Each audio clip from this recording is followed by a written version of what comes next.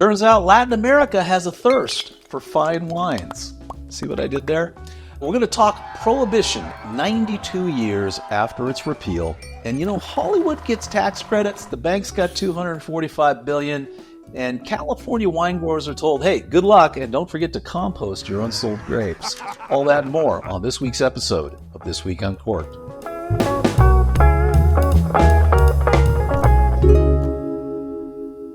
So if you watched last week's episode, you know I said I wasn't going to say all that more on this week's episode of This Week Uncorked. I was going to say all that more on this episode of This Week Uncorked, which is still too many thises in one sentence. Now, I could have edited it. I could have fixed it, but no, you're going to know when I get it right. So I think it's going to be around episode 100 or something. Anyway, welcome to episode 78 of This Week Uncorked for Monday, January 12th, 2026. I'm Brett Martin from Cork and Journey. We are your number one source for Corkage fees, and we also have winery reviews, restaurant reviews, regional wine guides, and oh, so much more. With that, let's get right into this week's wine news.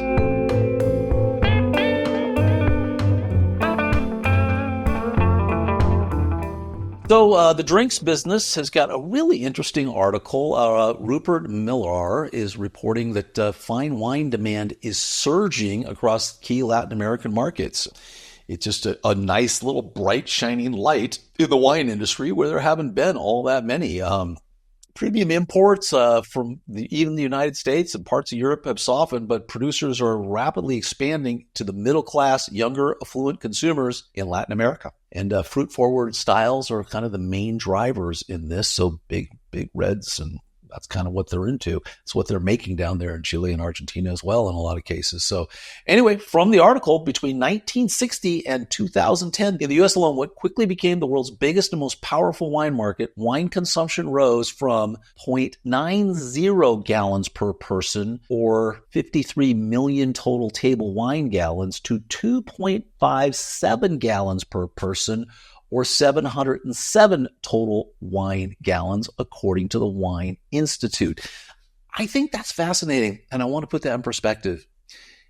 Basically, the wine industry has grown so rapidly, so fast, that now we are seeing a contraction. But if you look at that, that's ridiculous growth. It's an increase of 1,233% in total wine consumption over 50 years. So we might see a little shrinkage there. Then the growth leveled off, and last year, the U.S. only consumed 2.54 gallons per year as opposed to the 2.57. I'm not seeing the big decrease here. Anyway, there's a hope. Continuing from the article, the type of growth seen in the U.S. between 1960 and 2010 is now being seen in Latin America. Melissa Jalbert, Director of International Sales at Hope Family Wines in Paso Robles, California, says growth across Latin America has been notable as they invest in digital storytelling and influencer engagement. Well, that's the way to sell wine. Puerto Rico and Ecuador in particular are showing notable growth this year at 9.5 and 28% respectively, while Mexico remains the largest distribution market in the LATAM zone for Hope wines. Wines are really picking up in Mexico as well. So, hey, little bright, shiny spot. I'm trying to throw them in. I'll have more depression later on in the show. But for now, let's take the good while we can, shall we? And moving on, Wine Spectator has 13 things that might surprise you about Prohibition. I thought this was a fascinating article. Emma Balter and Mitch Frank take you through 13 crazy little facts around Prohibition and on its repeal day. I guess December 5th is repeal day, and it has been 92 years. So here we are. So here are some things from the article. It's a long article. I picked out 3 of my favorites. It's hard to imagine that there was once a time when you couldn't enjoy your favorite tipple. Well, legal at least. December 5th, repeal day, and 2025 marks the 92nd anniversary of the repeal of Prohibition, nearly 14-year federal ban on booze that seemed like a good idea to some people at the time, but ended up causing quite the mess. So here are the 2 key facts that I like. The actual consumption of liquor was not what the 18th Amendment banned. Instead, it prohibited the manufacture, sale, or transportation of intoxicating liquors. So you technically could drink all you wanted, but the means by which you obtained the liquor were probably illegal. The other part of this, which ties into the second fact in here, is that If you had liquor in your home prior to Prohibition, you got to keep it. It was yours. So if you had a massive 5,000 bottle wine cellar, maybe it lasted you through the 13 years of Prohibition, 14 years of Prohibition. This caused a problem for our president at the time. President Woodrow Wilson had a personal wine cellar at the White House, but by the time he left office in 1921, Prohibition was the law of the land. As if moving weren't stressful enough, he had to figure out how to transport his wine to his new digs. But since the transportation was illegal, he couldn't move it. But he's the president. So luckily, he was granted an exemption from Congress. It must be nice to be president. So pretty interesting stuff there across the board as to how it all went down. But one of the things that have come out of Prohibition 92 years later is all of the laws around the transportation of alcohol, the sale of alcohol after Prohibition ended. That's what we're dealing with today with the 3-tier distribution method and all of the craziness that exists in liquor sales across the United States. Moving on, the drinks business, another bright, shiny spot in the wine industry, says that bulk wine defies the market downturn. Despite the slump in global wine sales, falling volumes worldwide, attendees at the World Bulk Wine Exposition reported resilience in the demand for bulk wine, even as bottled wine struggles. So if you don't know, bulk wine is just that. You're buying barrels and barrels of wine. It hasn't been bottled. Oftentimes you do know the Provence. You'll know that it is a Napa Cabernet Sauvignon. It's a 20. You'll know how it was aged, what it was done, but someone made it and just couldn't sell it. And with the decline, you're seeing really, really good wines hit the bulk market. So they're going to be labeled as something completely different, but you could be shocked. You'll see a bulk wine hit the market and maybe it is the exact same wine as some other wine that is bottled by maybe one of your favorite producers, but you'll never know because they're going to put something completely different on the label. So anyway, from the article, at the recent World Bulk Wine Exhibition, who knew? Who knew? There's an exhibition for everything. Figures presented at the fair confirmed that the 2024 marked the lowest global production since 1961. Wine consumption fell again across most major markets. Despite this, bulk wine now represents 34% of global export volumes, though just 7% of export value. A gap exhibitors say is narrowing as premiumization reshapes the industry categories. For years, bulk wine was seen as the dumping ground of the industry, one producer told the drinks business. That is no longer the case. Buyers at the fair noted an increase in high-quality wines being offered in bulk, driven in part by oversupply in countries such as the U.S. and Australia. You got the juice, you got to do something with it, and so there we go. All righty, and wrapping up, the Robb Report has an interesting hypothesis. Mike DeSimone and Jeff Jensen basically asked, should the government bail out the wine industry?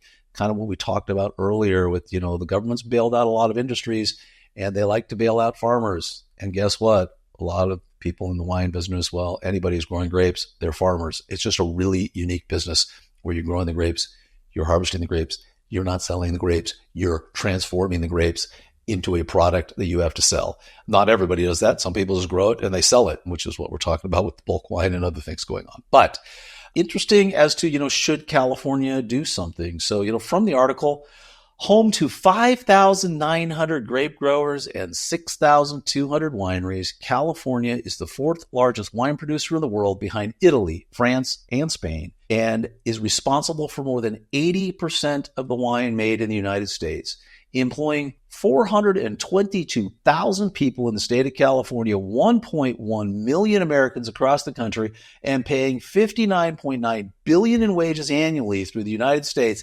The economic importance of California's wine industry to the state and the nation cannot be overstated.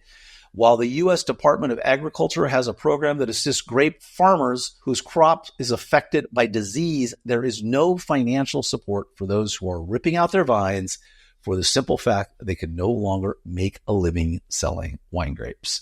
So, something to consider. Should there be a bailout, something to help them maybe transition competitive? They're doing it over in France, they're doing it in Europe, they're doing it in other countries. Perhaps we maybe want to help out some of our farmers here in the States. All righty. And with that, let's move on to our wine and winery of the week.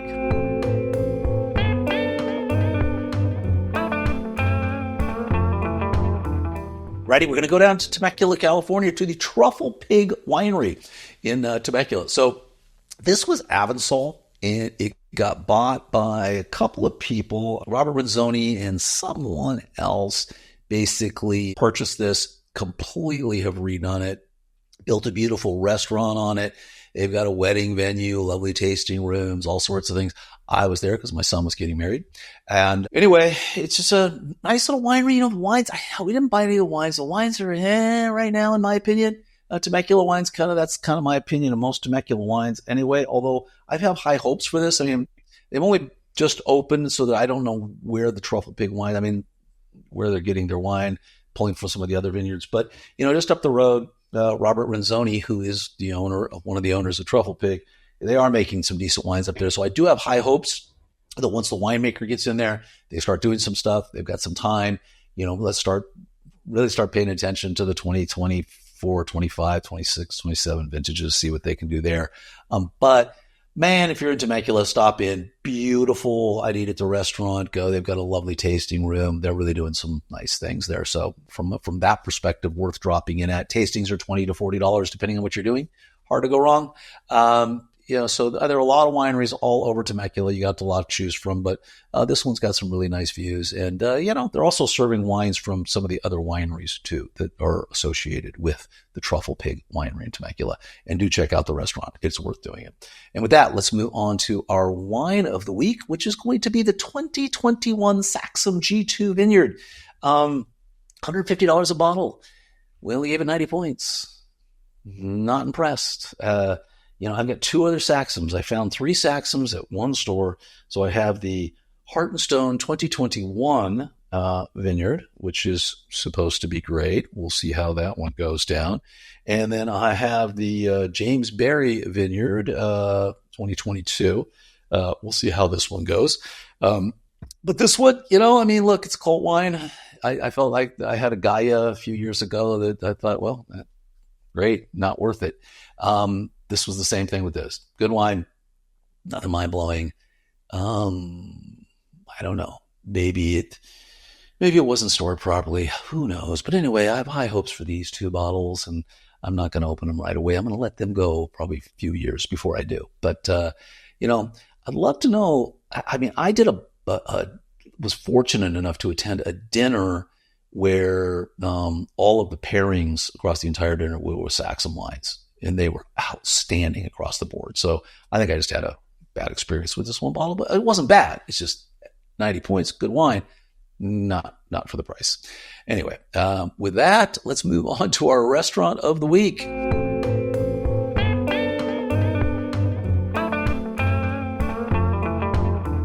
All right, this is a good one. We are back in Amalfi, and this is Conca de Marina in Italy. The restaurant is Il Refettorio.